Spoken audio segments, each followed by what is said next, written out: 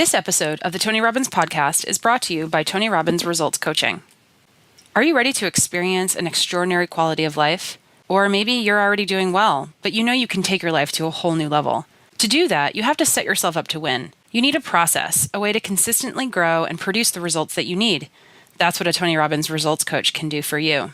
Whatever area in your life you want to change, your relationship, your health, your career, or your business, coaching is one of the most valuable tools you can have.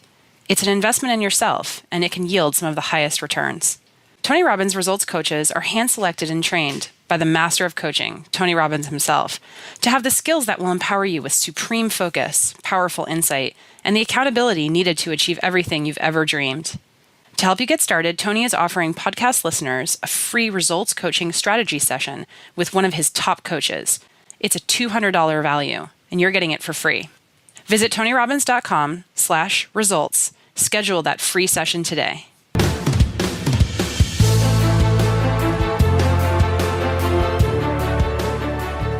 Welcome to the Tony Robbins Podcast.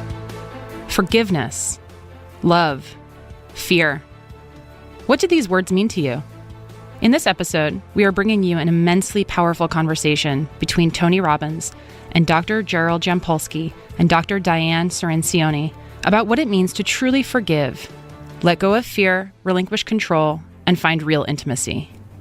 Dr. Jampolsky, a graduate of the Stanford University School of Medicine, is a world-renowned child and adult psychologist. In 1975, he established the first Center for Attitudinal Healing in Marin County, California, where people of all ages, faiths, and cultures have a welcoming space to find inner peace and well-being. His wife, Dr. Diane Cirincione, a clinical psychologist, has been working alongside him since 1981, and she is also a current faculty member of the University of Hawaii Medical School. Between the two of them, they have published 16 books, including Love is Letting Go of Fear, Teach Only Love, and Goodbye to Guilt.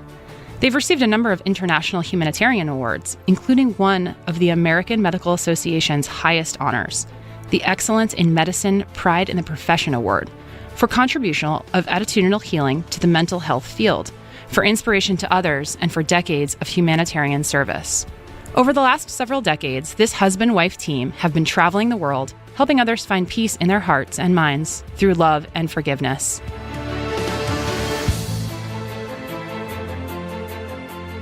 We're here in Tiburon, California, above San Francisco, and I'm really excited tonight to share with you an incredible couple.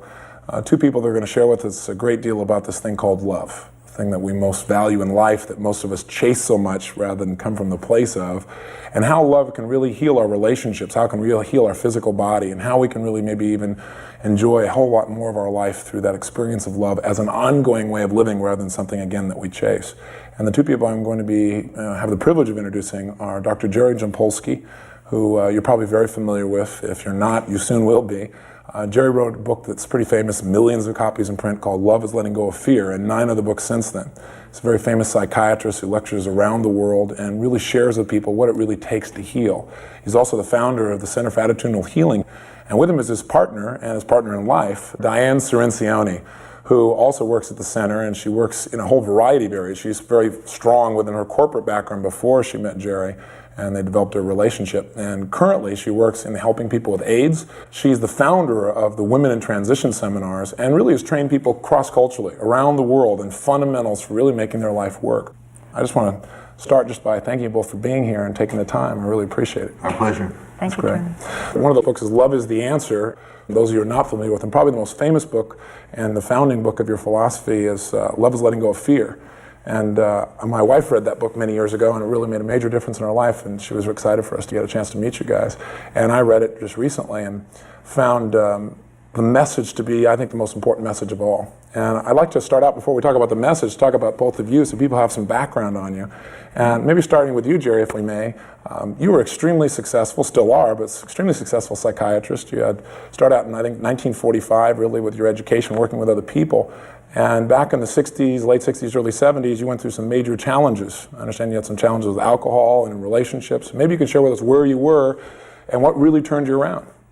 Well, I came from a belief system of my parents that said yesterday is awful, today's horrendous, and tomorrow's going to be worse. Oh, how exciting. So it becomes very difficult to experience too much joy, but they were really martyrs. Their purpose in life was to to really have their 3 kids have an education, have things that they didn't. And I had dyslexia, and I wasn't able to learn to read. Right. And so I felt love was dependent on being able to please people, and that didn't work very much. Right. But somehow I managed to get through medical school and went into practice and made a lot of money. All the things my parents wanted me to do. But I ended up really feeling a sense of emptiness inside. I really didn't know what that was all about till many years later, and meeting Mother Teresa when she talked about spiritual deprivation. That was what I was suffering from. Wow. And a 20-year marriage went sour, and I turned to alcohol. And I was really in crises, and I was a militant atheist at the time, although my background very early had been a very religious one. What happened to me was I came across some books called A Course in Miracles that I never heard about before. I didn't even like the name. And just reading one page, I had a most unusual experience that I heard a little voice inside saying, "Physician, heal yourself, this is your way home." And that really began to change my life, because here was a way out of my dilemma where you could live one day at a time, having peace of mind as your only goal. Forgiveness was a real function, and learning to listen to the voice of your heart, living in the consciousness of giving, where I was really pretty much involved in myself first, wanting everything myself, and was really involved in getting rather than giving. What turned you around? Was it having just so much pain that you had to find something new? What was the trigger? For me, I was still going down. I was being stopped by the police. My medical license was in jeopardy, and that still didn't turn me around. It was really the Course in Miracles. I began doing those daily lessons, and shortly thereafter, I was at University of California Medical Center, and a little kid on rounds was saying, "What's it like to die?" And the oncologist didn't answer the question, changed the subject. And all of a sudden, I got some guidance that maybe these kids need some help helping each other. And I started the Center of Attitude and Healing back in '75. And that really started because these young kids started to help me look at life differently, look at death differently, and made me feel that I was lovable. Most of the time, I was very afraid of relationships and didn't think I was lovable. I was really scared of intimacy. And then along came Diane. That was much later. Okay. We've known each other about 10 years now, right? Right. Yeah. Well, Diane, I'd like to hear a little bit of your background now. A lot of people have to go through tremendous pain before they create changes in their life that really work. Did you have to go that path, or did you go a smoother path in your own life? No, I think I went through pain like everyone else, Tony. Mine wasn't in the spiritual realm, though. I've been pretty comfortable with that since I first came here. But mine's been more in the personal development as a woman born in one generation and really during changing times, where we were told that life was to be one way, and then when we got there and we said, wait a minute, this package isn't what it's pegged up to be. And I really went through lots of changes, finding out who I was in the business world, 10 years in the corporate world, and 14 years now having my own businesses, 3 of them, and I still currently have 1. And I think that journey has been a real powerful one for me, because of course it's not just the journey of a woman, it's always the journey of men and women together, and how we see ourselves, the changing roles. And the role models really started to fall away one by one. And as an individual, I felt that I really actually had to continue to, create my own. And when Jerry and I came together in a relationship, we found also that the old models didn't work for us anymore. Both of us had been married once before, and both had been divorced for 17 years. And we really feel that there was a lot of healing that had to happen. We never had remarrying as a goal, although we did that this last year. But it was only after we had, it was only really after we had been able to look at relationships in a totally new way. So Love is the Answer is really a journey of looking at relationships from a brand new perspective, and hopefully helping others to free up to look at their own relationships and create what they really, really want in their life, which you really share with people in all of your work, to do it in a very deep personal way, in the intimate way, and to no longer really sell out because we're so afraid. In order to do that, we have to really look at our fears, look at the things that have caused us trauma and pain over the years, look at our unhealed relationships. I agree.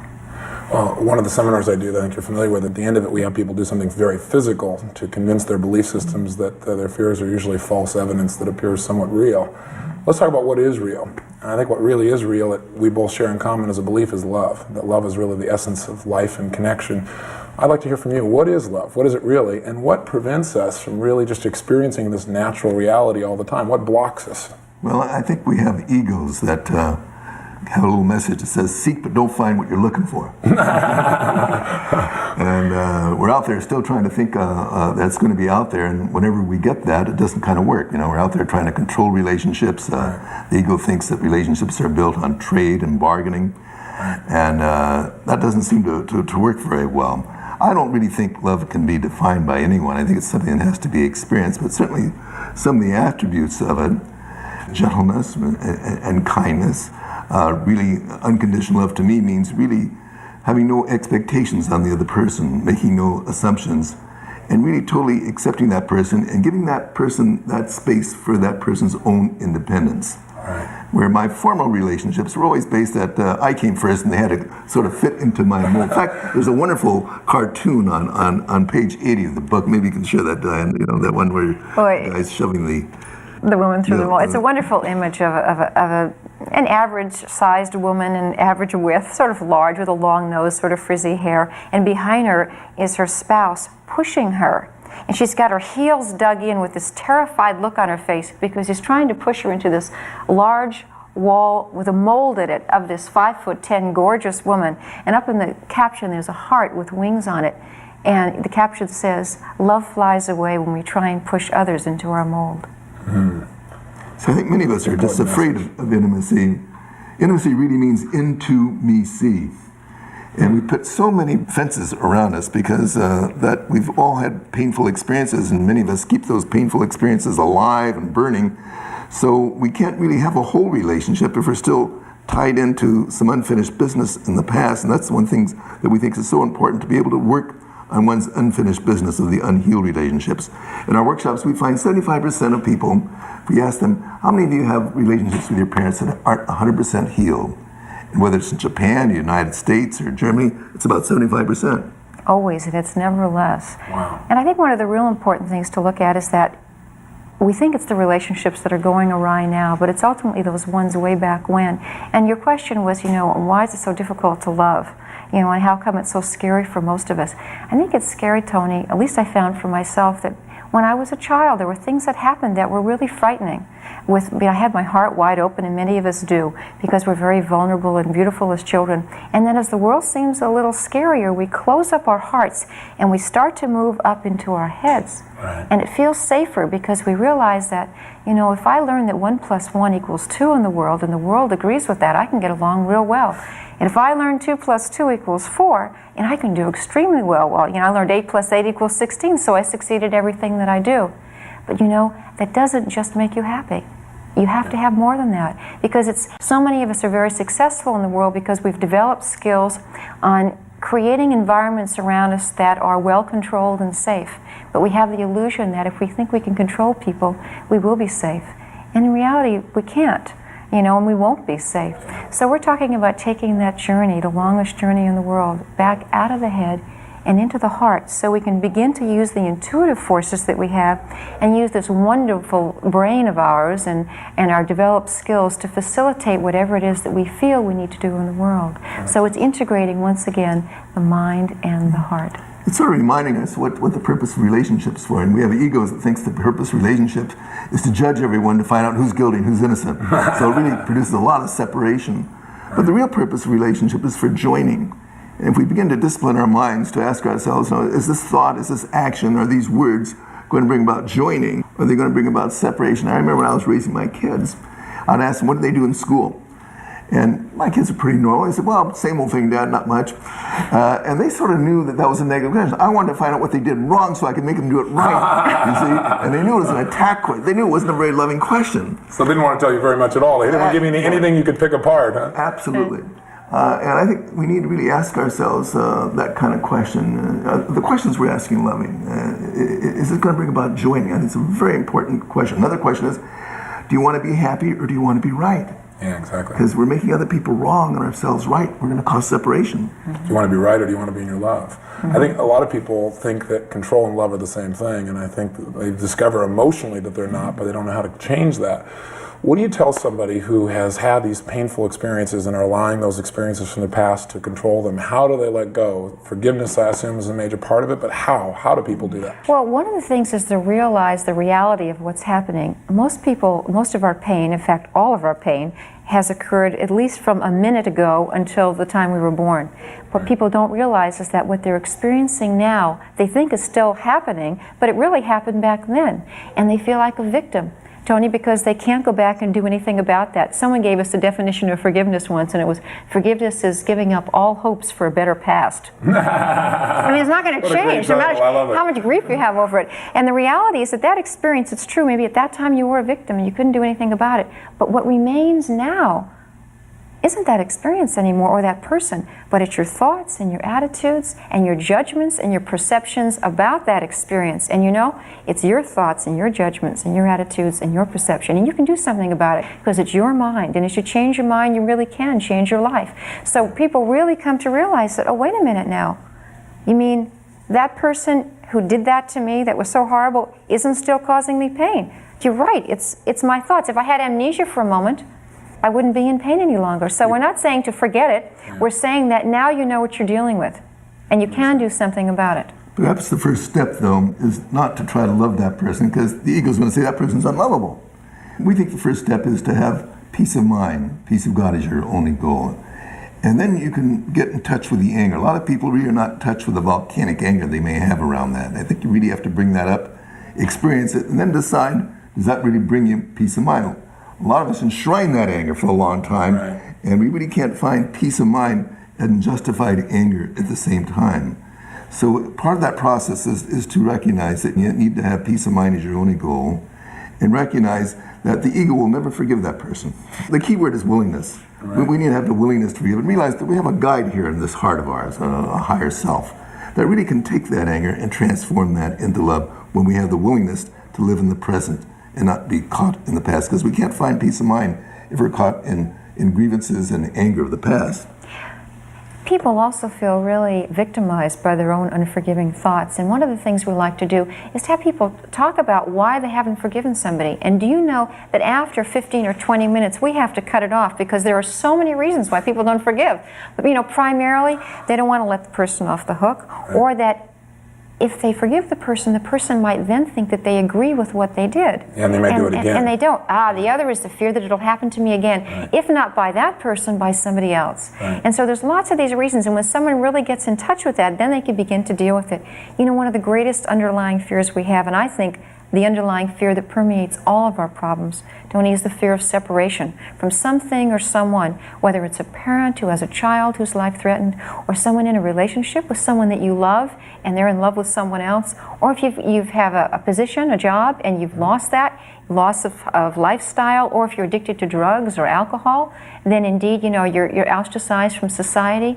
The underlying fear of separation permeates every single problem we have without exception. So we're trying to have folks look at when they're really upset, whether it's about relationships or whatever, say, what is it that I'm afraid of being separated from, or who is it that I'm afraid of, and what is it that I'm attached to, and do I still want to continue to hold on to this attachment?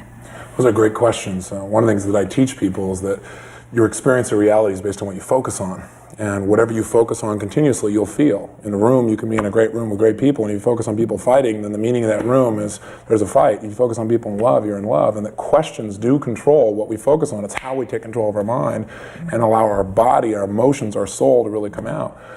One of the questions I have for you, though, is there are many philosophies, and I'm wondering if you agree or disagree with this. I think a lot of people believe the only way to transform something is to go back and re-experience it and reevaluate it. Is it possible, do you think, for someone to create a whole new meaning in something in a moment rather than having to go through long, laborious processes? In other words, I know my own personal belief is that it's never too late to have a happy childhood. That part of the process is learning to find a new meaning, and that some of the worst experiences in people's lives have sometimes turned out to be their best. Well, you'd never want to go back to them. that experience caused them to be sensitive today and has made them more loving today, or made them more gentle today, or a better parent today, or it altered their life's destiny, their entire path, because of that terrible event. So they wouldn't want it again, but when they see it in the light of a new meaning, oftentimes that seems to heal. So I'd be curious, do you agree that meanings can be transformed? And secondly, how do you really help people to change some of those meanings in a short period of time? Well, Tony, I think you have to ask yourself the question, how long does it take to forgive? Yes. And we have an ego that says, well, I hear what you're saying, but I'm not ready yet. And, Depends how motivated you are to forgive. Maybe a week, maybe a month, maybe the rest of my life, or maybe even after that person's in hell. I don't know. And so we're very resistant to want to do that. But you know what? My answer to you is it only takes 1 second. You don't have to reanalyze all the kind of stuff. I think it's important to be aware of how you feel. Yes. And then decide. Not suppress it enough. Yeah, not to suppress it. I agree. And I think a lot of people think they're supposed to suppress their anger or deny their anger. And I think we have to really honor that anger, but that doesn't mean we have to put it on another person. Or wallow in it, for that matter. Wallow in it. It doesn't mean the other person has to change. That we only have to change our own mind. Attitude and healing is based on the premise it's not really people or conditions that cause us to be upset.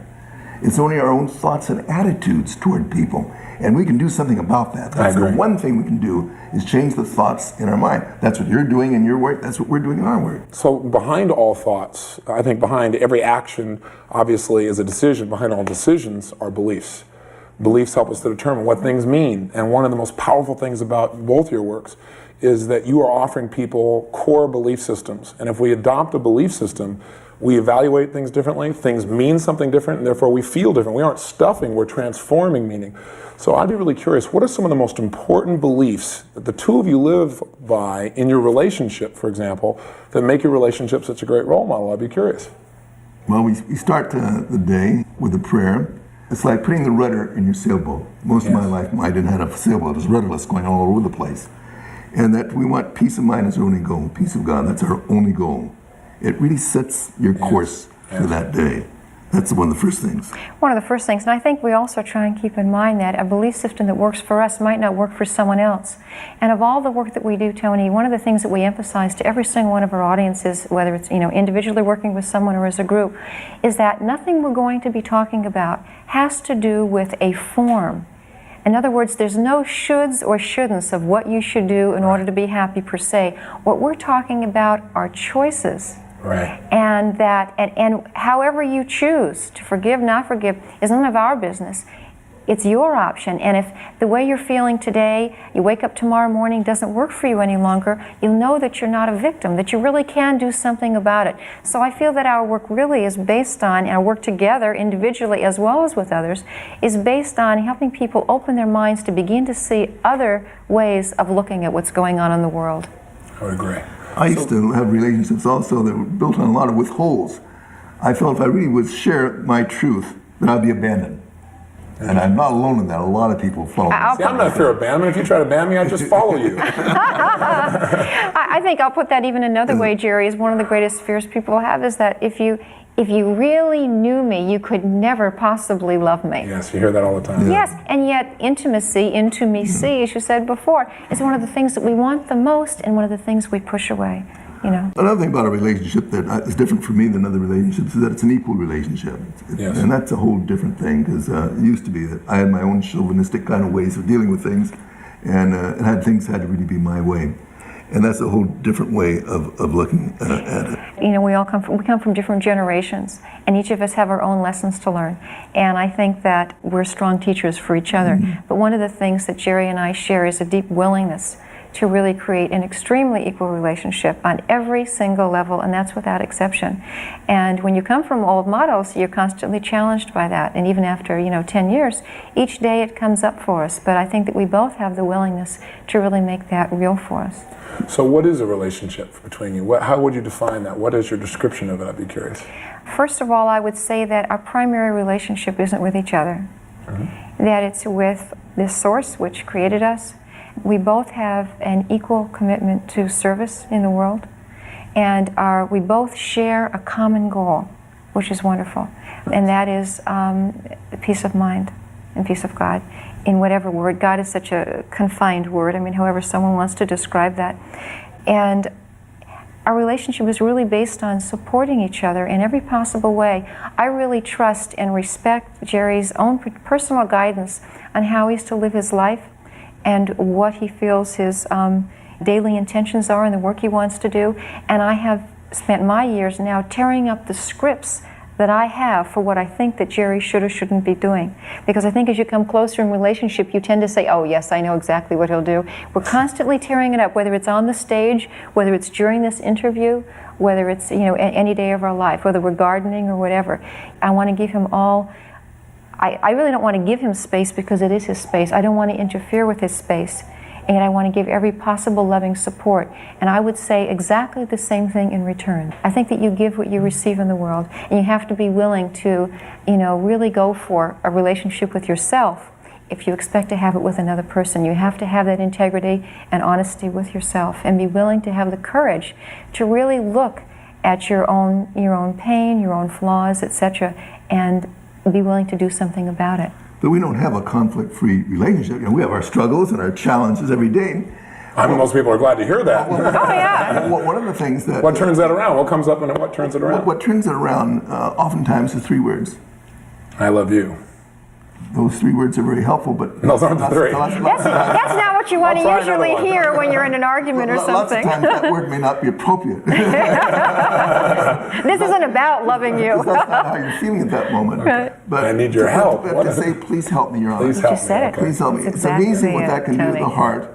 Yeah, my And wife Diane's believes able that. to ask me that, and I can not see her as dumping on me, and I can listen. And she says, well, I feel like I want to be insane for a few minutes. I'm going to take responsibility for my thoughts. I know I'm not a victim, but here's how I feel. That it seems to me like you're making me unhappy now. No, I know it's my only, I know hallucination. it's only my perception, Jerry. But are you in a place where you can, help me and listen? And if we're not in that place, we'll make an appointment to see each other an hour from now. We do. When you change states, yeah. But Yeah. we Exactly. don't let that go well that day somehow coming together and being able to discuss it. And I think that's really very important. And what that message really tells me too is that, okay, well, Jerry's really feeling insane at the moment, and if he didn't use that message, I would immediately want to get on my lawyer's cap and say, wait a minute, I have all my reasons why Jerry's totally misinformed here. I obviously didn't say it well enough, or long enough, or hard enough, or loud enough, or Well, he's often not listening enough is what you're really thinking. Right, and he didn't listen hear to the me, truth right? here. And that was the old way of doing it, and of course he's going to ultimately agree with me, because our minds are all insane, we right. think everybody thinks the way we do.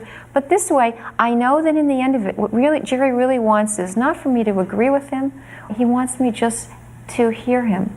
And then I know at the end of that, he'll be calm enough to hear me. And invariably at the end of the listening period, my perception and his has always been altered, because you really have listened.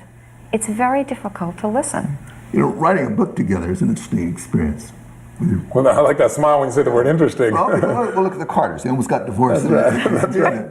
And one of the things in writing a book, as you well know, Sure. that it's very easy to become attached to what you wrote. That's your own creation. That's right. You just it's wrote like one of your children, I just wrote the best thing in the world, and I thought, oh, this is so profound, and I take it over to Jerry, and he goes, I don't get this, Di. I mean, there you've got your challenges. And it was very interesting. We did an outline on the book together, and we signed each other different chapters, and then we had this interaction. But what's there now, we don't know who restarted that chapter. It's so interacted, and it really brought us closer together. That's neat. I think one of the most powerful, at least for me, beliefs that I pulled out of A Course in Miracles is the belief that however somebody responds to you, no matter what it looks like, that all responses are either a loving response or a cry for help. And that's really changed my life and how I perceive people. It doesn't matter what it is, whether they're angry at somebody, or whether they're ill, or whether they cheated on their husband or wife, or whatever the case may be. I look at it from that perspective. So that belief has really affected my life, my ability to not be judgmental. I still do it, but not be as judgmental and be more connected with people and love people more. So I'd like to know, from your perspective, why is that belief so important? How can it really change our life? And how has it affected you? Well, I probably was one of those provocative persons you'd ever want to meet most of my life. And I thought I was here to judge people, really. And that's why I was a psychiatrist. I could put people in categories and tell you who's neurotic and psychotic, not realizing, I had my own insanity too. Yeah. And I often thought if I could rewrite the nomenclature for the American Psychiatric Association, it would just be a one-page, one line says that we're insane if we're not experiencing ourselves as love and giving that love away. So why that particular statement is so important, that it's possible to see only two emotions in the world, love and fear. That people are either loving or that they're fearful, giving us a call of help for love. If we just look at our eyes and ears, it sure looks like those people are attacking us. Right. And if we're just going to pay attention to what our eyes and ears say, we're going to be in trouble, because our ego will attack and defense, and we'll go in that round and round circle doing that. And we'll respond to a cry for help with our own cry for help. Mm-hmm. So we'll see justification of attacking back. But if I'm yelling at you right now, and rather than you're feeling you're a victim, if you could see that I was very fearful right now, if you chose to see me as fearful, your heart could open to me, or vice versa. Right. And that's the secret, to be able to perceive that that person is fearful, giving a call of help for love. That allows our heart to open and allows us to reach out, because that's what it's all about. I think our purpose here in life, for me at least, is that we're here 1 second at a time to love, to forgive, and to be of service, to help other people. So how do we help someone to forgive who doesn't feel like forgiving? How do you teach someone who's got so much hatred and anger inside in that moment how to really let go? Well, let me just give you one example. In the book, One Person Can Make a Difference. In the first chapter, there's a story about Zelinda. Now, here's a woman whose 19-year-old son was murdered 10 years ago. And she wanted to keep the guy in jail who did this for the rest of his life. He kept coming up for parole. She found that her main object in life was to keep vengeance and hate going. That was really her main object. Right. Her hair was falling out, she had skin disease, and she read Love is Letting Go Fear a few years ago, and then became a student of the course and began to listen to a little inner voice saying, hey, there's another way of doing this. To have peace of mind is another way of doing it. And she began listening to her heart tell her what to do, said to visit the man who murdered. She didn't want to do it, but she did. And after she began seeing him for a long time, she began seeing this guy differently. And did an amazing thing, helped him get out of jail. Wow. Amazing. She now what a healing experience. She now left Idaho. She's back at our center working with us. She has a healed experience. She lives in a community where people think, well, this is crazy. You know, you don't forgive. There's some people do things that you don't forgive about. That's what our egos would say. Right. What Di and I would say is that we'll never find peace until we can not exclude anyone from our love. We have to see everyone as our spiritual twin. I think there was a wonderful story, Jerry, on your first trip to Australia, when I wasn't with you, about the man who was interviewing you on the radio. It's a perfect example of seeing someone as fearful or loving, and you might want to share that story. Well, Tony, if you've been on a radio, I'm sure everyone loves your book. Maybe you come along someone not that everybody doesn't. loves me. Maybe you see someone that don't. Well, anyway, I was on nationwide Australian radio. And this guy didn't like Love is Letting Go Fear at all. And he kept putting his knife out there and it's doing this. And my old lawyer trip wanted to come out. And then I all of a sudden said, no, why don't you do what you write in your book, you know? What a concept, huh? See, the guy is fearful. So I started seeing the guy as fearful. I didn't understand why he was fearful. And I said, I'm just going to send him love and peace. He may not change. And he didn't change. But I left feeling a lot more peaceful than when I started that interview. Yeah. The next night, I was lecturing 3,000 people at Town Hall. He was in the front row. Why was the guy in the front row when he didn't like anything I said? And then the next day, I got a phone call from him saying he had some problems. Could he come to see me? And his voice is very gentle. And we spent 3 hours with each other, and he left really healed. And what came about was that most of the people in his life always created another anger against him. I was the only one that he ever met that he could trust, because I didn't get angry back. I saw that he was fearful. Yeah. So really in my own defenselessness, my safety lies. That's one of the affirmations that we find very, very helpful. Seeing just people as loving, or that they're fearful, not seeing them as attacking us. There's a wonderful cartoon in Love is Letting Go of Fear also that is, you see a man standing there with a lampshade over his head. It says, I can choose to see someone's light instead of their lampshade.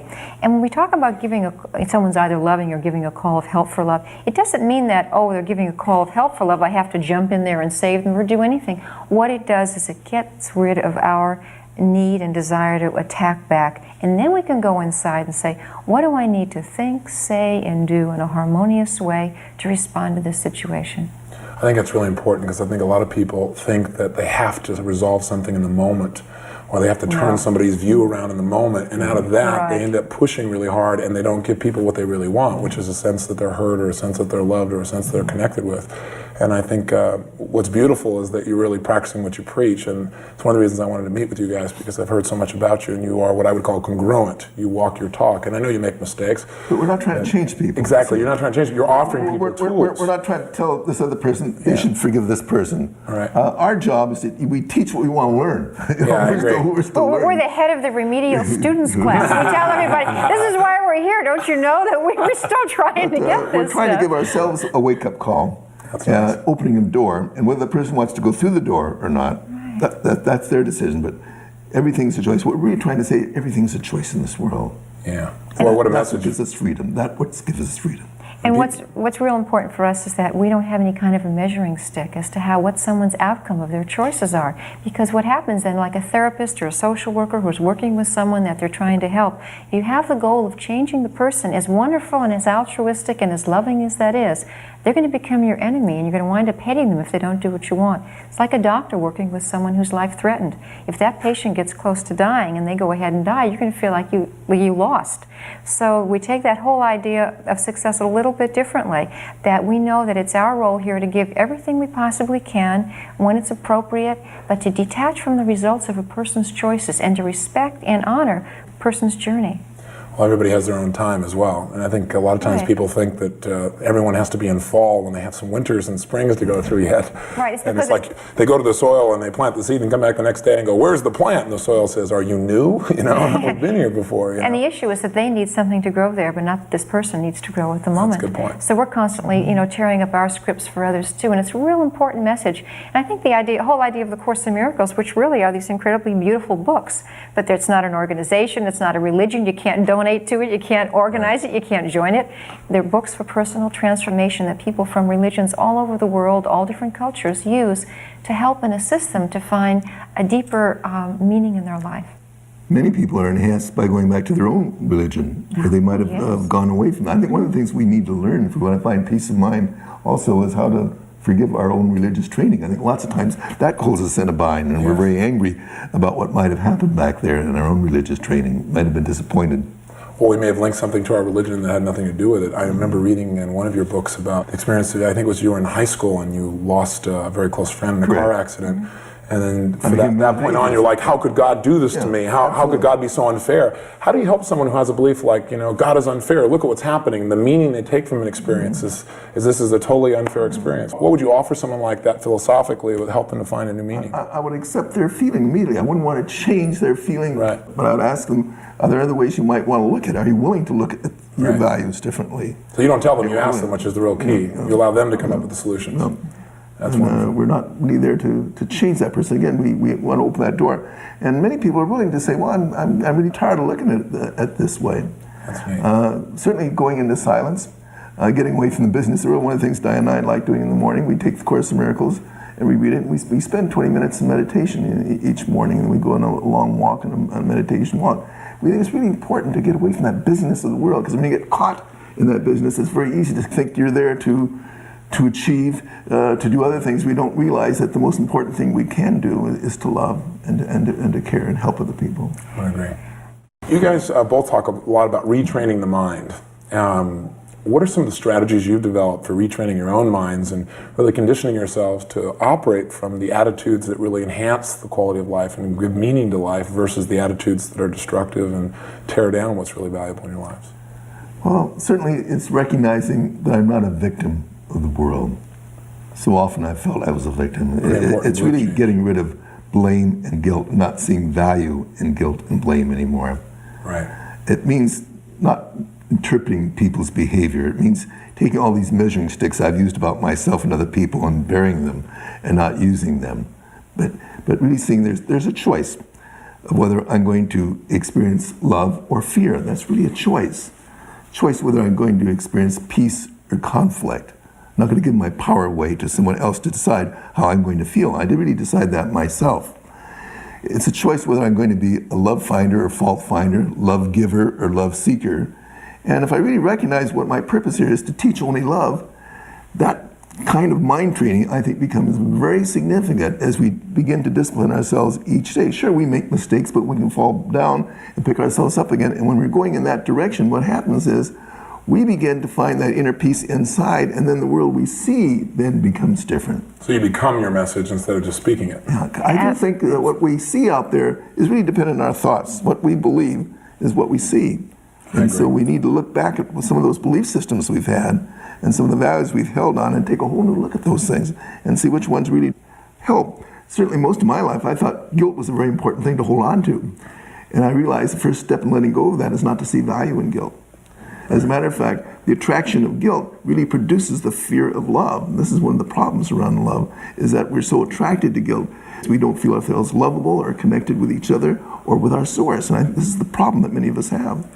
I'll add on a few things to that. And I think when we talk about guilt, people get confused where they say, well, wait a minute, you're talking about my morals, my values, or what I believe in, because we're talking about guilt, which is a manipulative tool to try and control another person or ourselves.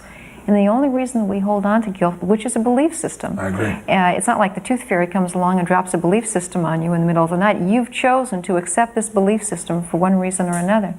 And that we hold on to it because somewhere it serves us. Somewhere there's value in it. And people get extremely shocked when they realize that, wait a minute, I've been feeling this guilt all these years. You mean that I'm choosing to hold on to it? Yes, you are. And there's a reason. So when they can finally no longer see value in it, they're able to really let go of it, stop playing the game of guilt. And it's usually someone they're playing with wants to keep playing like a tug of war. Right. But if you drop one in, that person has a choice too. They can either drop it also, or they can go out and find someone else to play with. Two other areas I wanted to add to what you said before, Jerry. One of the things that's helped me as a businesswoman now is to, instead of having conflicting goals, is to set just one goal. And that goal now is peace of mind, peace of God every day. And every other goal that I used to have now becomes my intention. Right. And with it being an intention, it means that I'm no longer attached to the result of the ultimate outcome. Better goals many times. Totally, better results, yeah. Of course, because I'm no longer living in the ultimate outcome and missing the everyday experience of living. And the other category I think that we really focus on each day to try and live these principles is to really look at the nature of reality and what is real. And in my mind, in my experience, the only thing that's real is that which doesn't change.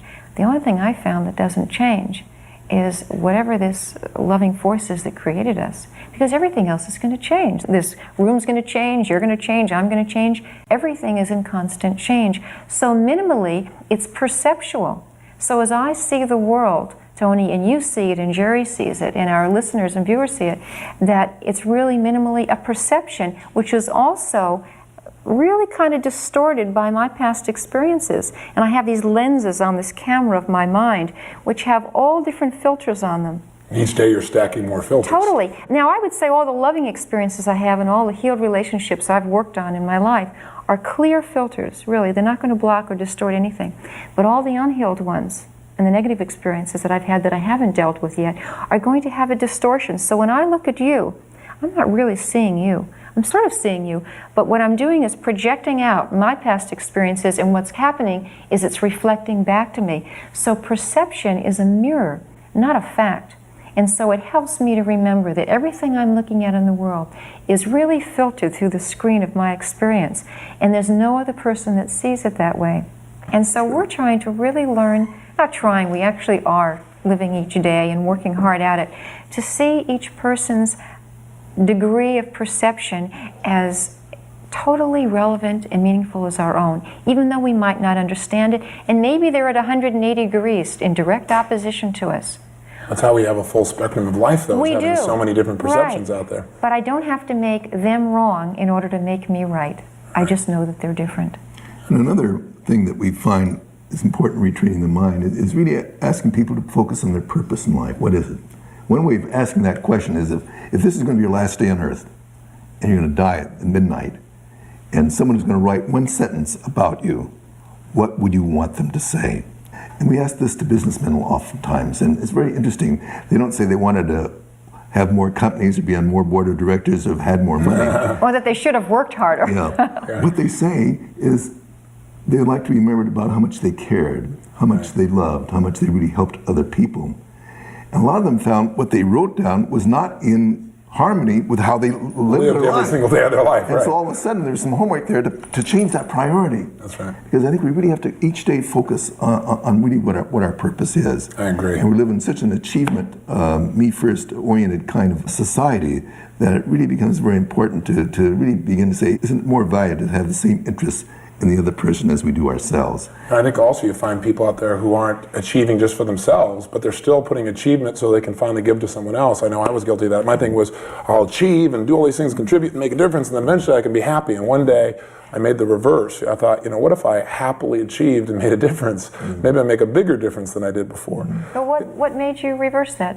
Was looking at, first as pain, seeing that it didn't work, that I was helping everybody else, but I wasn't feeling the way I wanted inside. And then second was just looking at what my values were and realizing that belief that I had to do everything for the rest of the world before I gave to me actually caused me to give less. Even though I didn't want to believe that, I one day finally got clear that was true. But I think that I have to agree with you 100%. Everything I'm about is teaching people to get clear about their purpose and their values and live within those values on an ongoing basis so they have a sense of meaning.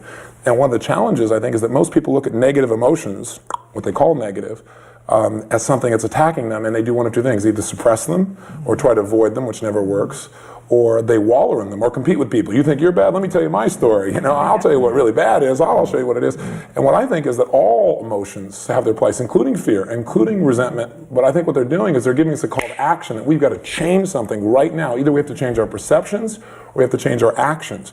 So in your mind, I'd be curious, why do we have fear? Tony, I think our ego has created fear. Okay. And I think the moment we ever felt separated, whenever that happened from that source, that's when fear began. When fear began, all of a sudden, we became attached to these bodies that were moving in linear time, and we believe that when you die, that's the end of the line.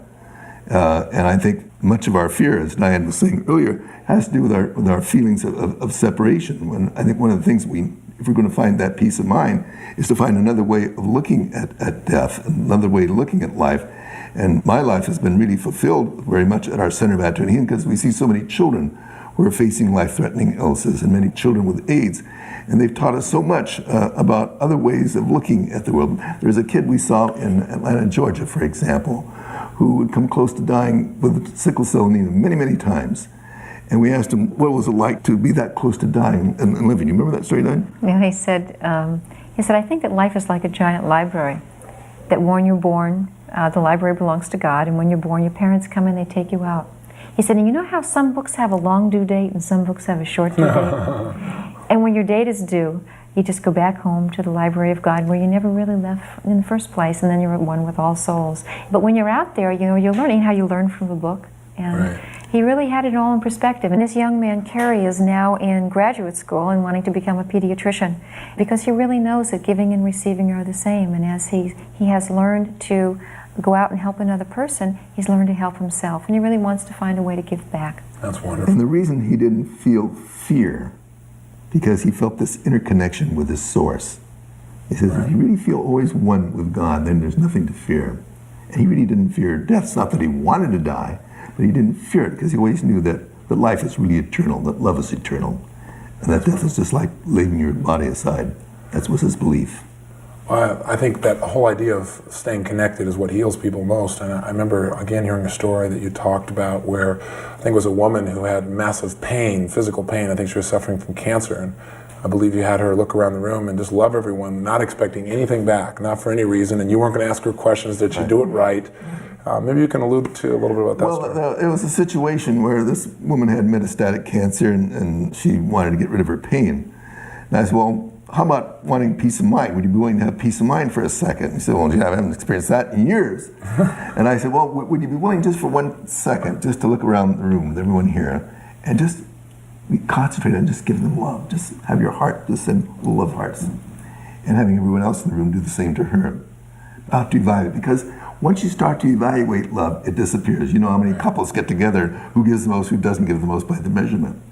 And a fascinating thing happened at the end of the session. She said, I just got to tell everyone, not only did my pain go away, but I felt peace in a way that I never felt before. She was concentrating not on her body, or what happened to her yesterday, or what might happen to her tomorrow. She was concentrating on this one moment of giving her heart to other people. That is the magic. In fact, remember the definition of a miracle. Right. A miracle is a shift in perception that removes the blocks to the awareness of love's presence in our life. Oh, that's beautiful. So it's getting rid of the blocks, and that's what she did then. That's nice. Well, let's talk a little bit more about physical healing then. We worked with Norman Cousins, and we talked quite a bit about his work and how we can really heal our bodies, starting with our minds, starting with our hearts. You've had quite an incredible background of experience. Tell me, what are the attitudes that really seem to heal, that seem to make the difference physically in us, and how does that work from your perspective? Well, let's be clear. At our center, we redefine healing differently.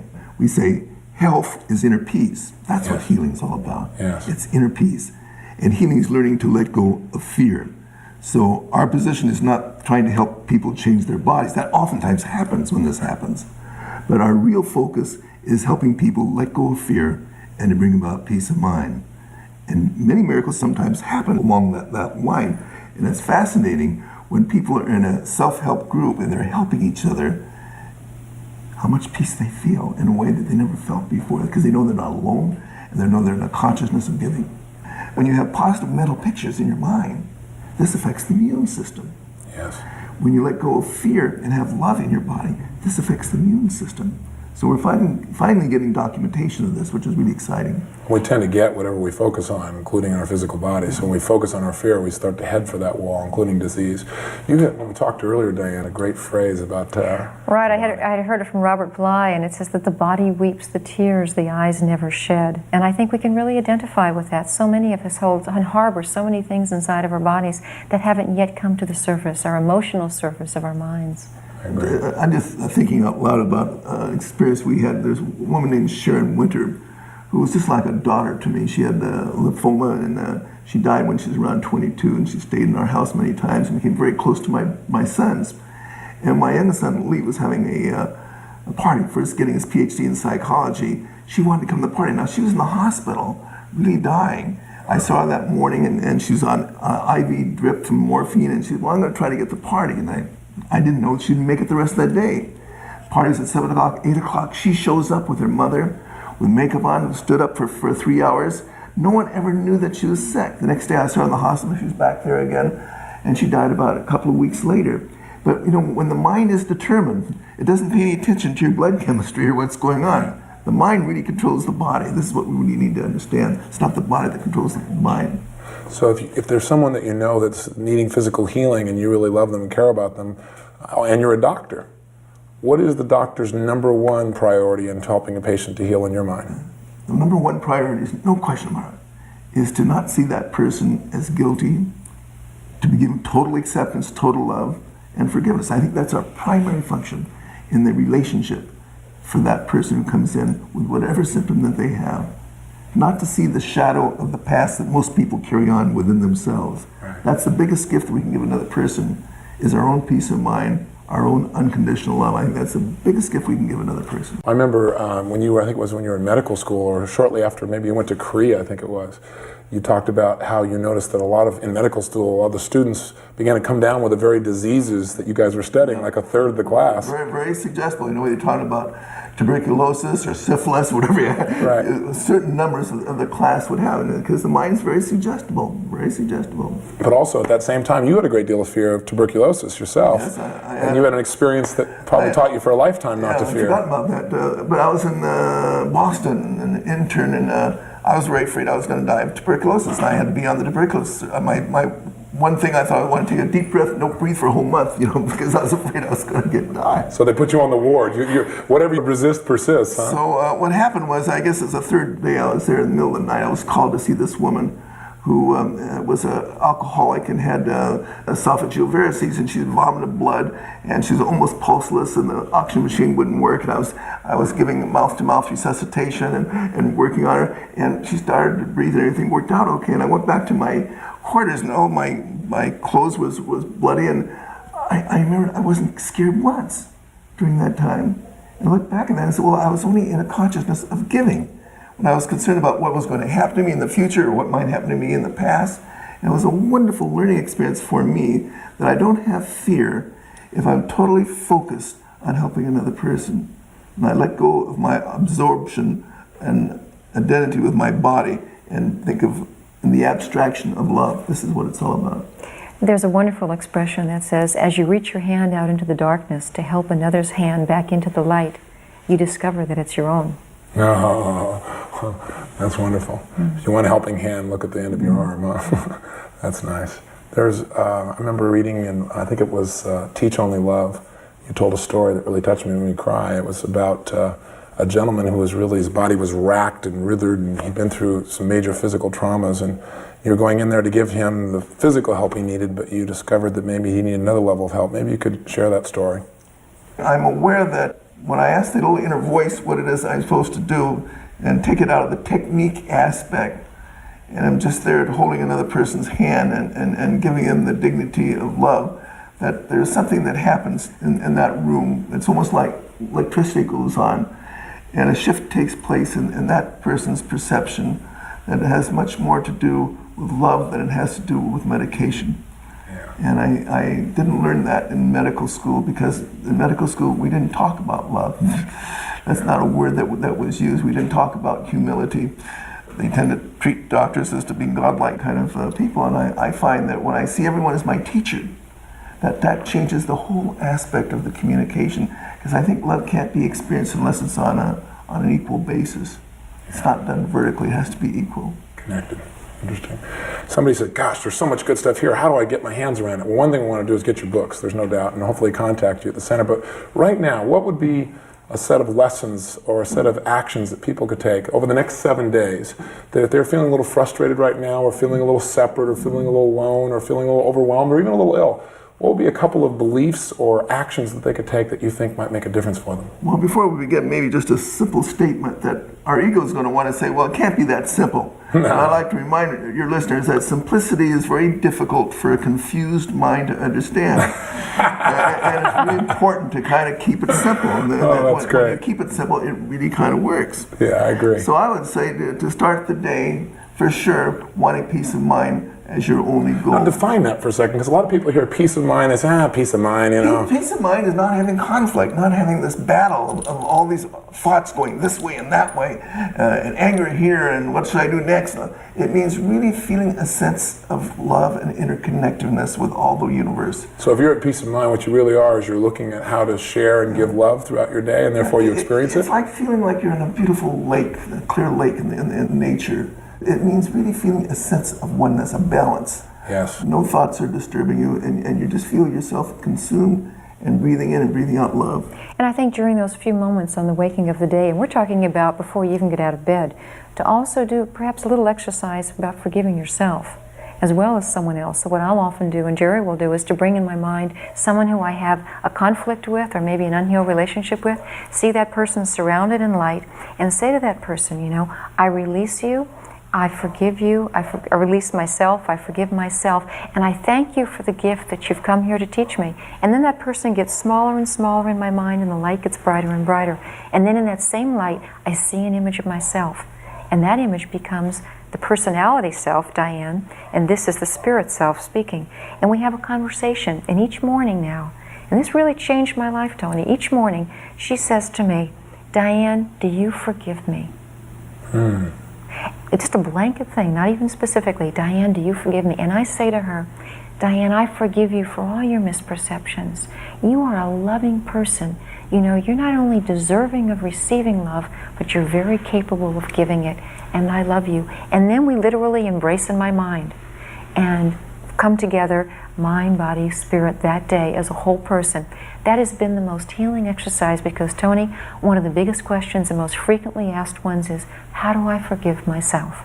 And one of the other things people can do is take a little picture of themselves, put it by the mirror in the morning when they're going to look in it, and shave or, you know, comb their hair or whatever, and give love to that image, especially one maybe of a child when they were really in a lot of pain. Interesting. So if someone starts their day by centering and just really being in a place where they love themselves and they're willing to love their environment, and they're looking for what's great and what's lovable versus looking for what's wrong, that starts the day. As well as having gratitude. There's a wonderful expression from the Course that says, love is the way I walk in gratitude. And so that I think that the love that we want to receive in our lives, we're able to give that day when we have gratitude. I always feel that also when you're trying to heal a relationship with someone in that exercise in the morning, pray that they get exactly what you want for yourself. That's nice. All you got to do. That's nice. So with that Another foundation, important statement, I think, would be forgiveness is the key to happiness. That everyone that comes into our lives is a teacher of forgiveness, and reminding ourselves that if we are holding on to unforgiving thoughts, it's really a decision to suffer. And we have to ask ourselves, do you still want to suffer? Do I still want to suffer? And really look at that again and see, am I willing to really let go of those grievances? Am I willing to start the slate clean today? Yeah. And asking that daily. Right. Not just once in a while. Daily. The more you measure something, the better off you are. If you check in once a year, you're going to have a bad year. Right. Also, I think one of the things that can be done each day is to remember once again, even if you have to write it out on a card and put it up on the refrigerator, that, which is also the definition of attitudinal healing, it's not people or experiences or events out there in the world that make me upset. It's my own thoughts and attitudes and judgments and perceptions about those people and events that really cause me distress. Primary thing to remember, that I am not a victim of the world, and also that I'm probably not upset for the reasons I think. That's a real helpful one, right? You know, there's a wonderful 18-day mini course in healing relationships to give us to receive that Jerry created from the course years ago, and it's in many languages now. It's in Chinese, etc., French, German, etc. It's available through our center. Fantastic. Give me 2 more tips. What are 2 more things that people can do on a regular basis? Going through the day with the intention of not blaming other people or condemning ourselves. Going through the day with the intention of not judging other people. Well, you have a great phrase in one of your books where you say, it's the guy that's the biggest jerk is the one who needs the most love. I know I'm paraphrasing, but that's in essence what you say. That's close. Can you clarify that? Well, you know, who can raise their hand and say, I've never been a jerk? That's right, I agree with you. So we're as Diane said earlier, you know, the perception is that we see ourselves as a mirror. So we're really loving ourselves and letting go of that jerk part of ourselves, really. I think the biggest joy that can come in our lives is the decision to be helpful to another person. So we need to ask ourselves, how can we be helpful to another person? How can we bring on a smile? Right. In my letters, I put little red hearts, and one story was, I sent this to a person who had written me about liking one of my books, and he opened the letter, and he told me he was on an elevator, and he just had broken up with his girlfriend, and all these hearts fell on the floor, and all these people in the elevator were helping him pick up the hearts, and it just made him feel so good. Oh, that's so great. So it made me feel good, because in that one small way, if your listeners could find someone they would want to phone that they haven't talked to in 3 months, just to call them and say how much they cared, how much they loved them, that would do much to bring about self-healing. And I would say, Tony, in closing that, in order to really have inner peace, and in order to be a truly successful person on the inside and the outside, we need to have the courage to have a true harmony in what we think, what we say, and what we do every moment of the day. And whenever we find ourselves out of whack or upset and are wondering why, ask ourselves the question, what is it that's not happening? Am I thinking one way and speaking and doing another? And it's bringing those 3 into harmony that gives us a truly honest, loving, and successful life. I couldn't agree with you more. Let me ask you 2 last questions if I can. One of those is, what's the single most important lesson that you've learned in your life thus far? We probably covered some of them, but how would you define it? I'd like to hear from each of you, maybe starting with you, Diane. I like asking simple questions. Right, it's a wonderful question. The one that comes to my mind really is that love is the way that I can walk in gratitude in my life. For now to be able to look back on every single experience, all the ones that I used to think were negative ones, and truly, yes, they weren't ones I would, redesign again, but I've learned to really not only understand them, but to accept them, embrace them as part of myself, and to say, now, this is the fruit of who I am, this is the fiber of who I am in the world, and to know that every single thing is a positive lesson that I can learn from. Feeling gratitude even for the toughest times. And gratitude for all those people that were my tough teachers, too. Every single one of them has been a wonderful gift. That's great. How about for you, Jerry? For me, it's forgiveness. The powerful lesson of forgiveness allows me to remember my interconnectedness with God, my source, and to feel a sense of oneness with everyone. Maybe I can end with a story that I just heard yesterday, and it was more of a story that someone was telling us about a family that had a baby and a 3-year-old daughter. And the 3-year-old daughter wanted to go in this room to be alone with a baby. And they're a little concerned because it's really focused on doing that. But they had one of these machines that they could hear everything went on. So they allowed her to do this. And what they heard, the 3-year-old would say to the baby, he says, "Remind me about what God is. I'm beginning to forget." Wow. And that was so powerful to me because I believe this is what our life's all about. And every time that I remind myself around the principles we were talking about retraining our mind, to remind ourselves we're not here to attack other people, we're not here to interpret other people. We're really here to love and forgive and help others, that I can really remember that I'm really part of this whole process of the universe, that I'm part of creation, and that I can remember God. So I want to be like that 3-year-old who's learning from the baby who we really are, because they're the most wonderful teachers of unconditional love, because they don't judge their parents about whether they're too tall or too short. The parents on the other side are, however. They love you just as you are. You know, that's what babies are all about. I always like to remind myself, okay, well, I want to keep that innocent child in me alive. That's nice. I think it was Socrates who said, learning is remembering. You know, what we're really here to do is just remember what life really is and who we really are. That's nice. How do you guys want to be remembered? I don't think I necessarily need to be remembered as a person, but the experience of love that I had here, I know will be remembered. That's nice. I don't think it's necessary for me to be remembered either. It's just the whole aspect of love is an eternal aspect. I think we're to know that I'm always interconnected with everyone, and so I don't need anything after I'm gone. That's not what it's all about, because I feel there's a heart connection that's always there. Love always extends and expands and continues, and it never ends with death. It's an exciting time to be alive, too. It sure is. It sure is. Well, I appreciate the privilege of your presence and getting a chance to know you guys and become friends with you. And I hope that people will take advantage of the opportunity to find out more of what you have to share, because it's a limited realm, video or audio, and you certainly have a lot more to share with people, and you've already helped millions by living your message, not just talking about it. And I appreciate that very much. It's a pleasure being here with you. Appreciate your questions. Thank you, Tony. And your humor.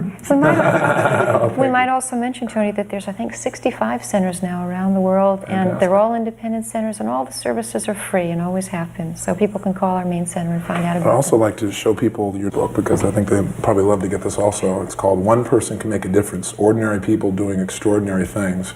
And I certainly hope people go out and get those. You certainly have shared with people, as you said, not the need that they have to change, but certainly a great deal of tools, beliefs, values, and attitudes that can make the difference in their ability to make change happen more quickly if they're willing.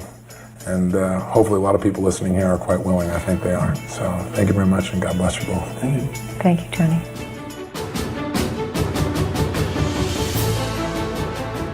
The Tony Robbins Podcast is directed by Tony Robbins and hosted by Anna Jorg. Carrie Song is our executive producer. Tyler Culbertson is our associate producer. Brooks Loro is our digital editor. Special thanks to Diane Adcock and Mary Buckheit for their creative review.